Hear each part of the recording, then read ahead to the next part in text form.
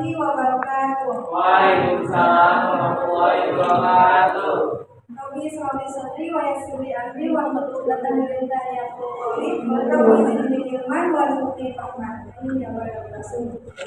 Bagaimana kabarnya hari ini? Allahu Akbar. Jadi bagaimana kabarnya hari ini? Alhamdulillah. Luar biasa. Allahu Akbar. Ya. Semoga kita semua selalu sehat ya, selalu dalam lindungan Allah Subhanahu wa taala. Amin ya Allah ya Rabbal alamin. Nah, pada pertemuan hari ini, sebelum ke materi, alangkah baiknya kita membaca doa dulu ya, yang dipimpin oleh Ketua Pasien. Silakan Ketua Mas.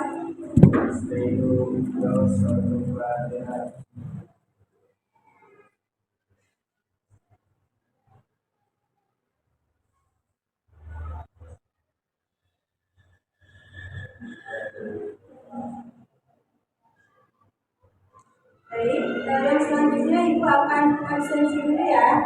Yang pertama, Akbar, Ahmad, Saudi, Lauza, Novia. Hadir semua ya? Nah. Baik, pada pertemuan kali ini Ibu akan membahas materi tentang pernikahan dalam Islam. Nah, tujuan pembelajarannya yaitu peserta didik itu harus mampu menjelaskan pengertian pernikahan. Yang kedua, membacakan dalil pernikahan. Yang ketiga, menyebutkan hukum pernikahan. Yang keempat, menyebutkan rukun dan syarat pernikahan. Yang kelima yaitu menjelaskan tujuan pernikahan. Nah, yang pertama yaitu pengertian pernikahan.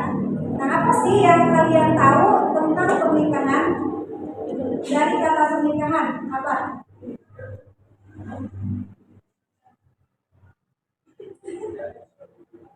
Ya, menjalin suatu hubungan. Nah, kita di sini bahas bersama-sama ya.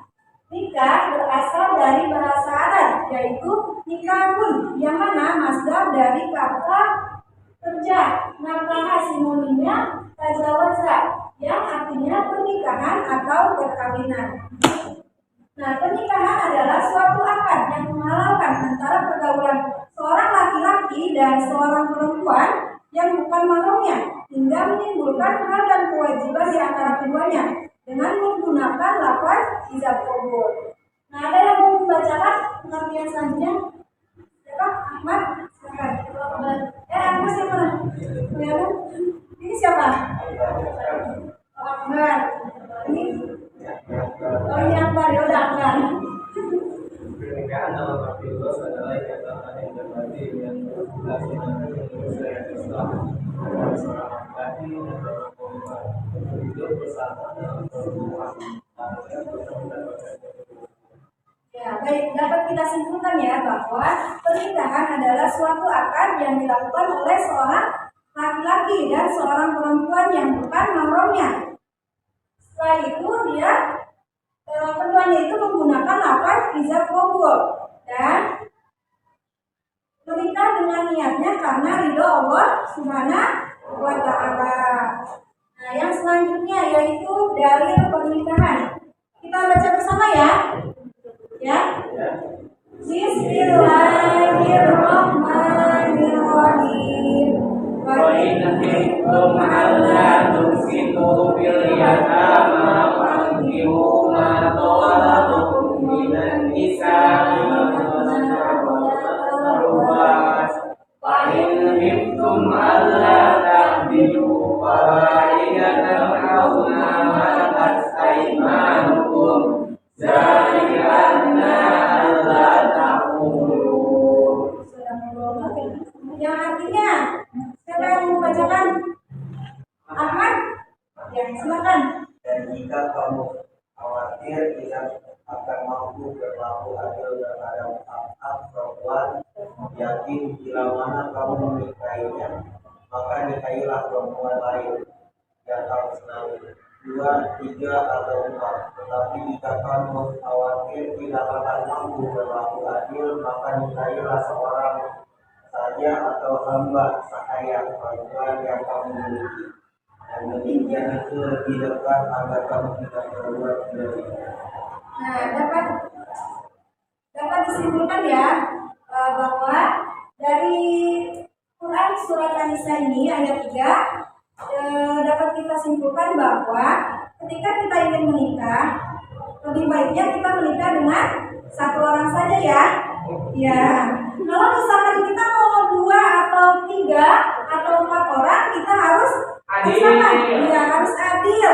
Kita harus adil nih sama istri kita kalau kita mau menikah 2, 3 atau 4 orang. Akan tetapi jika kita tidak bisa adil dengan istri-istri kita, kita harus menikah dengan satu orang saja, karena dengan satu orang saja tidak akan habis ya. Jadi nih laki-laki kalau mau menikah harus satu ya, satu aja karena tidak akan habis gitu. Kalau mau 2 ya kalian harus adil. Terus di sini ada yang namanya maka nikahilah perempuan yang kamu senangi. Artinya kalau kita menikah harus sama orang yang kita sayang, kita senangi gitu, supaya tidak menimbulkan hal-hal yang positif ke depannya ya. Enggak tahu. Hal negatif ya, hal negatif di masa yang akan datangnya gitu. Maaf. Yang selanjutnya yaitu hukum pernikahan. Nah, di sini ada berapa sih hukum pernikahan? Ada yang tahu? Ada berapa? Ada berapa? 5. Ya, hukum pernikahan itu ada 5. Nah, yang pertama hukum dari semua pernikahan yaitu hukumnya mubah. Yang mana hukum ini berlaku untuk seseorang yang tidak terdesak oleh alasan yang mewajibkan nikah atau mengharamkannya. Artinya seseorang di sini sudah mampu untuk menikah, dia sudah siap dalam segi fisiknya, rohani dan jasmaninya dia sudah siap. Akan tetapi dia tidak terdesak, tidak ada dorongan dari orang lain atau orang tua ya, yang kamu harus nikah nih gitu, nggak ada. Tapi ini dari niatnya untuk sendiri, dari niat hatinya kita ingin menikah gitu. Nah, yang kedua yaitu wajib. Nah, seseorang yang sudah mampu menikah dan nafsunya sudah mendesak, khawatir dirinya akan terjerumus ke dalam sebuah perzinahan.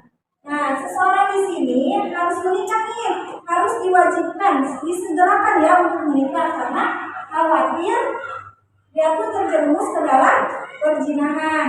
Takutnya dia melakukan hal-hal yang tidak disenangi ya, yang diharamkannya, dan dia juga nafsunya itu sudah mendesak, dikhawatirkan gitu, menimbulkan sebuah perzinahan. Ya, jangan sampai ya. Jadi kita harus melihat dulu nih, kita tuh ada di posisi wajib, sunnah, makruh atau haram. Nah, yang ketiga yaitu apa yang ketiga? Sunnah. Nah, seseorang yang sudah mampu untuk menikah dan mampu mengendalikan dirinya, tidak khawatir terjerumus ke dalam perzinahan. Nah, seseorang di sini dia udah mampu nih buat menikah dalam segi umurnya, terus ekonomi, jasmani, rohaninya ya, dia udah mampu untuk menikah, tapi dia juga bisa menahan dirinya supaya tidak terjerumus ke dalam sebuah perzinahan. Yang keempat, ada yang keempat, makruh. Ya, seseorang yang belum mempunyai bekal untuk menafkahi keluarganya, walaupun telah siap secara fisik dan tidak khawatir terjerumus ke dalam sebuah perzinahan. Nah, di sini hendaknya seseorang di sini harus berpuasa agar bisa mengendalikan syahwatnya, karena dia sudah apa ya? Dia tuh sudah belum mempunyai bekalnya gitu, belum mempunyai bekalnya, tetapi dia sudah siap dalam segi fisiknya. Nah, alangkah baiknya seseorang ini harus berpuasa. Ya, yang kelima yaitu haram. Nah, seseorang yang menikah dengan tujuan menyakiti istrinya, mempermainkan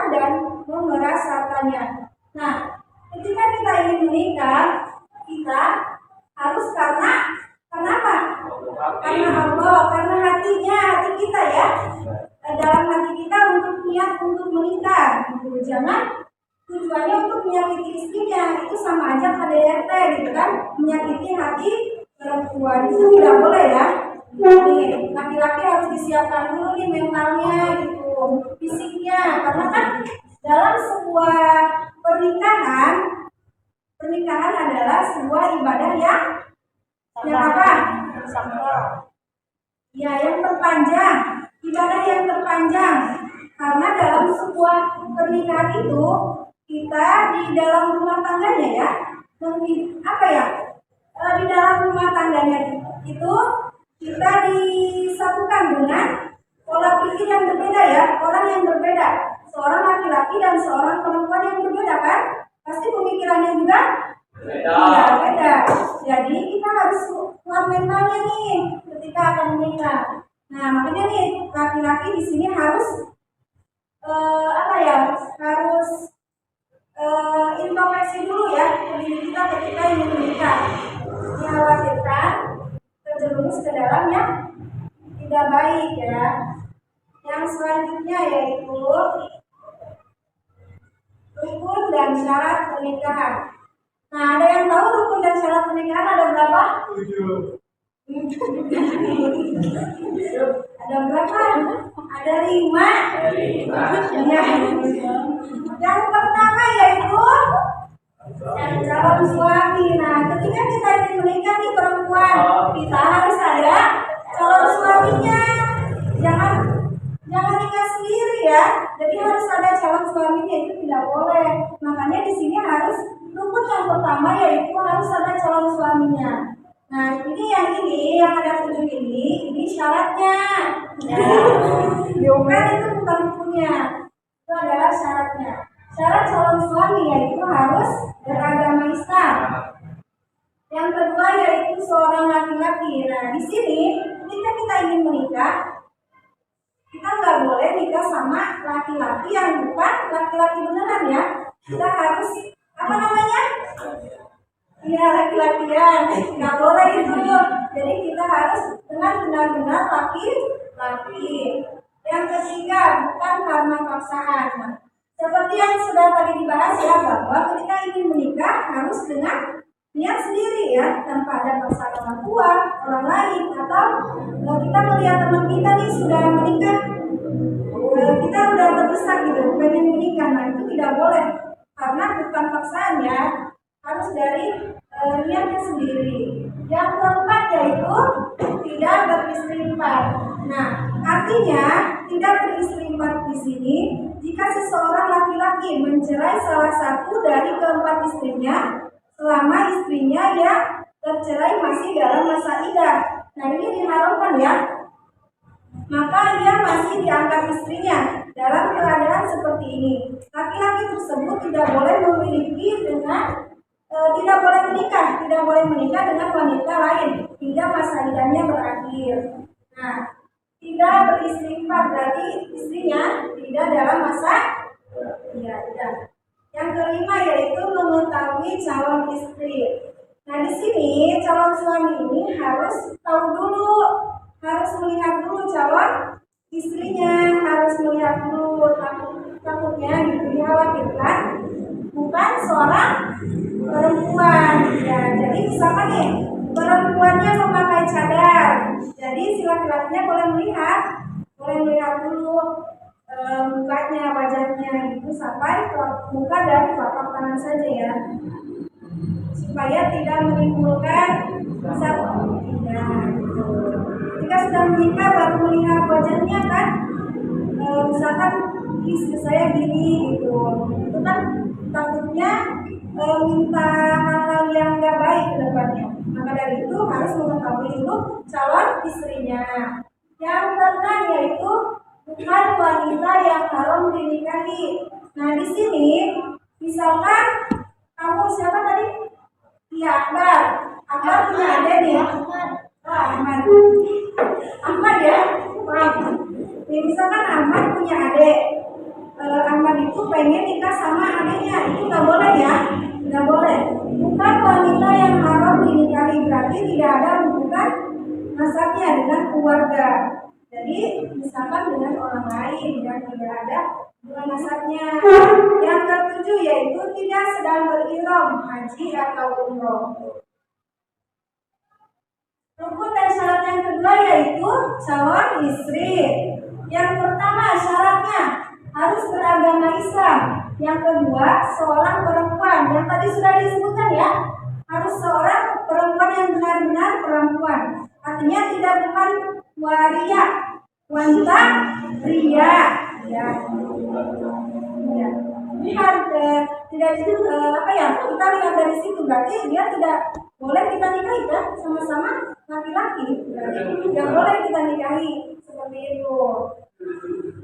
Iya, nggak boleh. Misalkan Ahmad nikah dengan seperti kayak gitu tuh, siapa yang tadi? Ya, alhamdulillah ya. Alhamdulillah. Yang ketiga yaitu mendapatkan izin dari walinya. Nah, di sini kalau seorang perempuan itu harus izin dulu kepada walinya atau orang tua yang mau menikahi. Yang keempat, bukan seorang istri orang lain. Yang kelima, bukan sebagai mubtada atau masa idah. Dia sedang dalam masa idah. Yang tadi sudah disebutkan ya. Ya. Yang keenam yaitu tidak memiliki hubungan mahram. Nah, sama yang sudah tadi disebutkan. Yang ketujuh atas kemauan sendiri. Yang kedelapan tidak sedang ihram haji atau umroh. Nah, yang ketiga yaitu apa yang ketiga? Wali. Syaratnya yaitu harus laki-laki, harus beragama Islam. Nah, nggak boleh nih kita mau menikah tapi walinya bukan Islam, bukan orang Islam, harus beragama Islam. Ya, yang ketiga harus balik. Nah, balik di sini umurnya berarti dari 16 tahun sampai seterusnya ya, berarti harus sudah bisa jadi wali seorang ini, yang menggantikan bapaknya atau pamannya. Yang keempat yaitu berakal. Nah, berakal di sini ketika ingin menjadi wali, dia tidak boleh yang orang gila ya. Jadi harus yang berakal sehat. Yang kelima yaitu harus adil. Yang keenam tidak sedang ihram haji atau umroh. Jangan tuh ya, sampai. Yang keempat yaitu 2 orang saksi. Syaratnya yang pertama yaitu harus seorang laki-laki, yang kedua beragama Islam, yang ketiga balik, berakal, merdeka dan adil, yang keempat yaitu melihat dan mendengar. Nah, dua orang saksi di sini dia harus melihat dan mendengar, karena kan saksi itu yang melihat ya. Kalau kita misalkan ada pencurian nih, contohnya ya, misalkan siapa itu namanya Saldi suruh jadi saksinya, berarti harusnya melihat. Nah, sama dengan 2 orang saksi yang mau menikahkan gitu, dia harus melihat dan mendengar supaya menjadikan supaya rukun dan syaratnya ini terlaksanakan. Yang kelima yaitu memahami bahasa yang digunakan dalam akad. Nah, di sini ketika 2 orang saksi ini harus tahu nih bahasa yang digunakan oleh seorang ijab qabul. Jadi misalkan di sini memakai bahasa apa nih? Bahasa Arab, bahasa Inggris, bahasa Jawa, atau bahasa Indonesia? Iya, bahasa Indonesia. Berarti kita juga harus menggunakan bahasa Indonesia ya jika kita ingin menikah. Dikhawatirkan bahwa orang saksinya itu tidak paham dengan bahasa yang kita pakai gitu ketika akan, misalkan ketika memakai bahasa Arab gitu. Nah, itu dikhawatirkan bahwa orang saksi ini tidak memahami. Jadi harus memakai bahasa yang digunakan dalam akad gitu. Yang keenam yaitu tidak sedang mengerjakan ihram haji atau umroh. Nah, yang ketujuh harus hadir dalam ijab qabul, karena 2 orang saksi ini sudah ditulis dalam ini kalau kita kalau kita ngajuin 2 orang saksinya mana nih? Nah, di sini misalkan sudah ditulis misalkan Ahmad dan Akbar gitu, udah ditulis. Nah, Ahmad dan Ahmad ini harus hadir dalam sebuah pernikahan. Ya, karena kan dua orang saksi gitu. Jadi harus hadir ya. Yang selanjutnya yaitu apa? Ijab kabul. Syaratnya yang pertama menggunakan kata yang bermakna yaitu nikahun, baik bahasa Arab, bahasa Indonesia atau bahasa daerahnya. Ini yang tadi sudah dibahas ya. Ingat gak? Ya, ingat yang barusan. Yang kedua yaitu dapat ijab kabul diucapkan pelaku akan nikah. Nah, ijab kabul itu dilakukan oleh seorang wali dan seorang calon suami ya. Misalkan bapaknya Ahmad nih, yang walinya itu ijabnya namanya, yang kabulnya sama Ahmad. Iya, Ahmad sama Ahmad gitu, ngerti nggak? Iya, jadi harus lapan ijab kabul harus diucapkan pelaku akan nikah. Jadi lapannya harus sama wali, kabulnya sama calon suami. Ya, calon suami bukan calon istri. Yang ketiga yaitu ijab dan kabul harus berlangsung tanpa diselingi perkataan dan perbuatan. Jadi harus langsung ya. Jadi saya terima nikah dan kawinnya Ahmad perempuan Nabi misalkan gitu. Jadi nggak harus diselingi dulu sama perkataan atau perbuatan. Nah, yang keempat yaitu tidak dibatasi dengan waktu tertentu. Artinya nih, seorang laki-laki nih ketika dia melakukan ijab kabul, dia nggak boleh misalkan ini saya terima nikahnya untuk 2 tahun, misalkan nikah si perempuannya cuma 2 tahun atau 3 tahun atau 1 tahun. Nah, itu nggak boleh ya. Jadi langsung nggak ada batasan waktu tertentunya gitu. Jadi langsung saya terima nikahnya sampai beres, tidak ada batasannya. Berarti itu sama saja tidak ada niat untuk menikah ya. Ketika dibatasi waktunya. Iya, nikah apa kontrak? Ya bisa dikatakan seperti itu.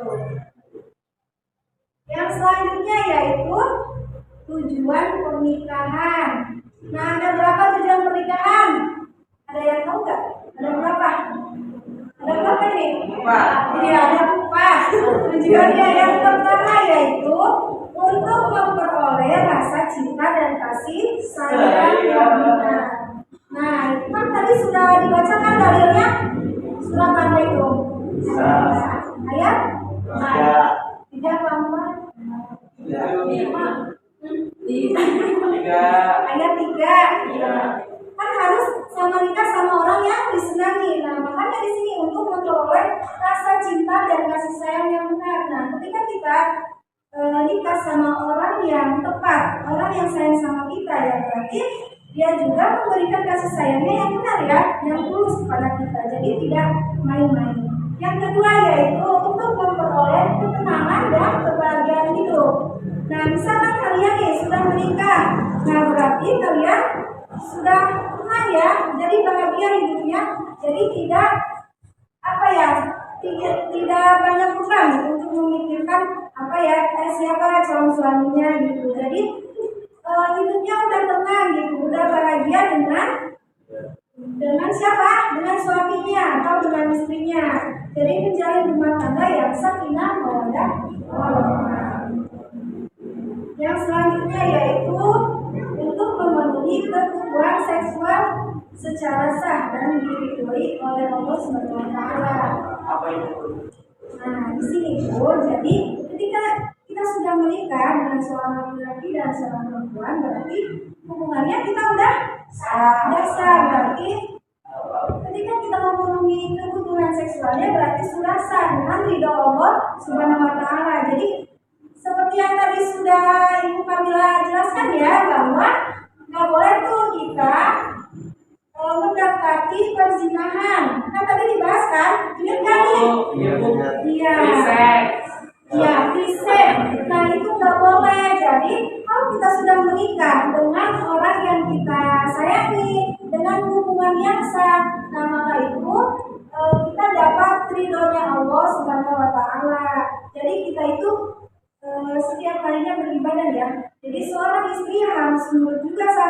suaminya. Ketika suaminya ingin berhubungan gitu. Ketika sudah menikah ya, ini dicontohkan ketika sudah menikah. Nih, kalian kan belum, ini berarti buat nanti, buat pelajaran di masa yang akan datang gitu. Yang keempat yaitu untuk memperoleh keturunan yang sah dalam masyarakat. Nah, di sini ketika kitanya baik, calon istrinya baik, insya Allah akan memperoleh keturunan juga yang baik dalam keluarga atau masyarakat. Nah, maka dari itu sebelum kita menikah itu harus memperbaiki diri kita, apa? Ya, memperbaiki diri kita dulu, harus siap mentalnya, harus siap fisiknya, secara rohani maupun jasmani. Jadi kita kalau misalkan kita masih belajar, jangan terburu-buru ya, jangan terburu-buru pengen menikah, walaupun teman kita sudah menikah. Tuh. Jadi harus kuat mental dulu ya, karena pernikahan itu bukan 1 hari 2 hari, tetapi selamanya 1 kali seumur hidup. Nah, maka dari itu perempuan ataupun laki-laki harus setia sama suami, sama pasangan kita, suami atau istri kita. Harus dengan kasih sayang ya.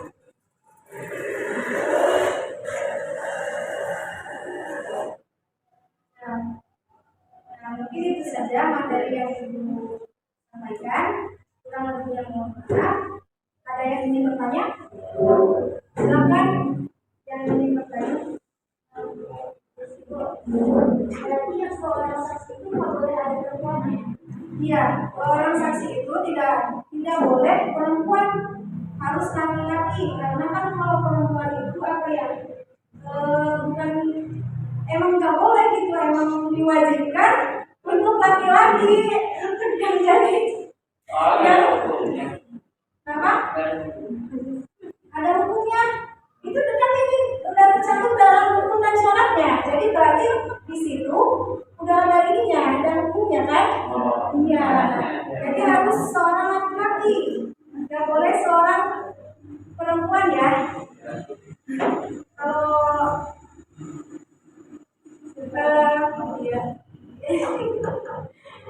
ya intinya seperti itu, tidak boleh perempuan. Jadi harus laki-laki, karena kalau laki-laki itu pemikirannya panjang. Jadi kan kalau perempuan tuh suka apa ya? Pemikirannya suka apa? Ya, suka itu contohnya. Jadi harus intinya hukum dan syarat pernikahan itu harus laki-laki dalam sebuah apa tadi? Wali ya? Wali sama saksi. Oh, saksi. Yang selanjutnya ada yang ingin ditanyakan lagi? Cukup ya? Ya.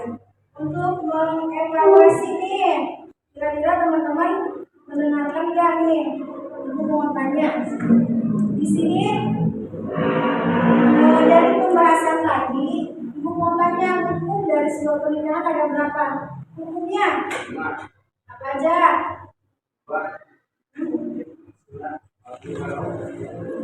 Nah, yang kedua, pertanyaan kedua yaitu ada berapa rukun dan dalam sebuah pernikahan?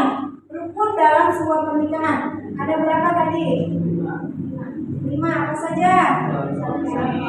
Calon istri, orang saksi, sama? Jawab. Itu saja ya. Jadi kalian harus mempelajarinya di rumah atau di masa yang akan datang ya. Mungkin itu saja materinya. Dan sekarang Ibu akan memberikan tugas untuk minggu besok. Yang pertama, kalian harus menghafalkan dari yang tadi, ya. Dari yang tadi surat apa? An-Nisa ayat 3. Ya, kalian harus hafalkan dalilnya sama artinya. Yang kedua, tugas yang kedua yaitu menyebutkan 3 hikmah apa sih yang terkandung dalam materi tersebut, yaitu pernikahan dalam Islam. 3 hikmah saja. Tugasnya untuk minggu depan dikumpulkan dan dihafalkan ya. Ya, dalilnya. Siap? Siap.